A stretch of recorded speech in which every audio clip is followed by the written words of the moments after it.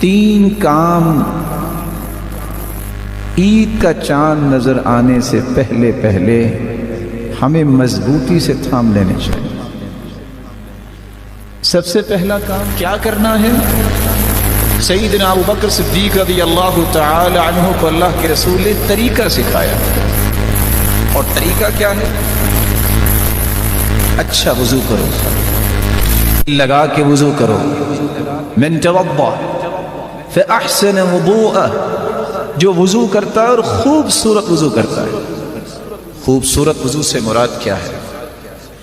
میں ہاتھ دھو رہا ہوں، مجھے یہ یقین ہونا چاہیے کہ میرے ہاتھوں کے گناہوں کو اللہ نے دھو دیا ہے۔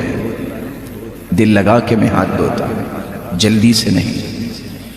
میں جب اپنی انگلیوں کا خلال کرتا ہوں تو حدیث کی روشنی میں ان جگہوں میں چھپے ہوئے ناخنوں کے نیچے بھی جو گناہ ہیں اللہ اسے بھی معاف کر دیتے ہیں۔ چہرے کو دھوتا ہوں تو اس تسلی سے دھوتا ہوں کہ آنکھوں کی پلکوں کے نیچے حتی تحت اشفار عینی اللہ ان گناہوں کو بھی معاف کر دیتے ہیں، دھو دیتے ہیں۔ اچھا وضو کرنے کے بعد 2 رکعتیں پڑھی جائے، اکیلے کسی کمرے میں آج 2 رکعتیں ضرور پڑھیے گا، دل لگا کے۔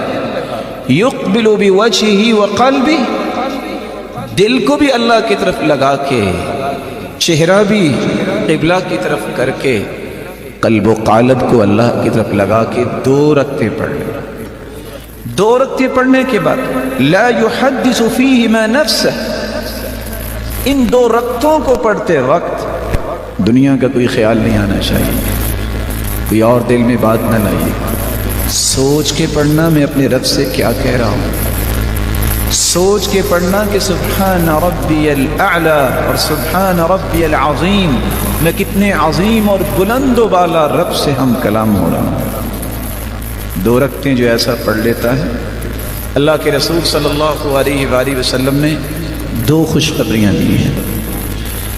2 رکعتیں پڑھنے کے بعد ہاتھ اٹھائیے گا، سب سے پہلے اللہ کی تعریف کیجیے گا، پھر درود پڑھیے گا، پھر دل لگا کے اللہ سے دعا کیجیے گا، اور 2 مرتبہ یہ کلمات کہنا نہ بھولیے گا، رب اغفر لی، رب اغفر لی۔ جو اتنے الفاظ کہہ دیتا ہے اللہ کھربوں فرشتوں کو گواہ بناتے ہیں، علم عبدی ان لہ ربا یغفر الذنوب، میرے فرشتوں گواہ رہنا، آج میرے بندے کو پتہ چل گیا ہے اس کا کوئی رب ہے جو معاف کرنے والا ہے۔ عبدی اعمل ما شئت فقد غفر لک، میرے بندے تو آ گیا، تو نے آج تک جتنے بھی گناہ کیے میں نے تجھے معاف کر دیے۔ فرشتوں گواہ بن جانا۔ تو پہلا کام 2 رکعتیں پڑھ کے اپنے گناہوں کی معافی عید کا چاند نظر آنے سے پہلے پہلے ضرور لے لیجئے گا۔ دوسرا کام، رسول اکرم صلی اللہ علیہ وآلہ وسلم نے فرمایا انما الاعمال بالخواتیم، اعمال کی قبولیت کا دار و مدار نیتوں پر ہوتا ہے، نیت خالص ہو تو عمل قبول۔ اسی طرح انما الاعمال بالخواتیم، اعمال کی قبولیت کا دار و مدار خاتمے پر بھی ہوتا ہے۔ یہ باقی جتنے گھنٹے رہ گئے ہیں دوڑا دو اپنی سواریوں کو، کثرت سے قرآن پڑھو، کثرت سے دعا کرو، کثرت سے اذکار کرو، جب بھی موقع ملے اٹھ کے رکعتیں پڑھنا شروع کر دو۔ یہ موقع ہے، شاہد کے موقع یہ زندگی میں دوبارہ نہ مل سکے۔ کتنے ایسے تھے جو تمنا کرتے تھے رمضان کی، آج وہ مٹی کے نیچے چلے گئے، اور کتنے ہی ایسے ہوں گے جو یہ بات سن رہے ہیں شاید ان کی زندگی میں آئندہ رمضان آئے کہ نہ آئے۔ غنیمت جانیے ان گھنٹوں کو۔ قرآن مجید آج کا دن اور کل کا دن، اللہ ہمیں 30واں روزہ بھی دے دے، ان 3 دنوں میں کم از کم 1 مرتبہ تو قرآن مکمل کریں، اور کوئی مشکل نہیں ہے۔ اللہ عز و جلال ہمیں توفیق سے نوازے۔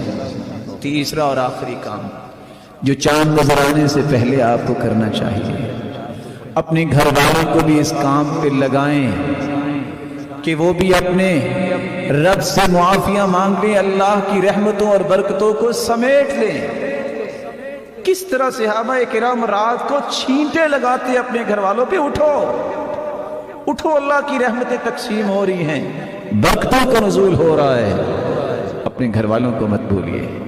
میرے بھائیوں، لمبے سفر کرنے ہو تو بیگانوں کے ساتھ نہیں ہوتے۔ اگر چاہتے ہو اور سمجھتے ہو کہ میرے پیارے ہیں، اگر سمجھتے ہو کہ میرے بچے پیارے ہیں، تو ان کو بھی جنت میں ساتھ لے جانے کی پلاننگ کریں، ان کے ہاتھوں سے صدقہ کروائیں، خود بھی صدقہ کریں۔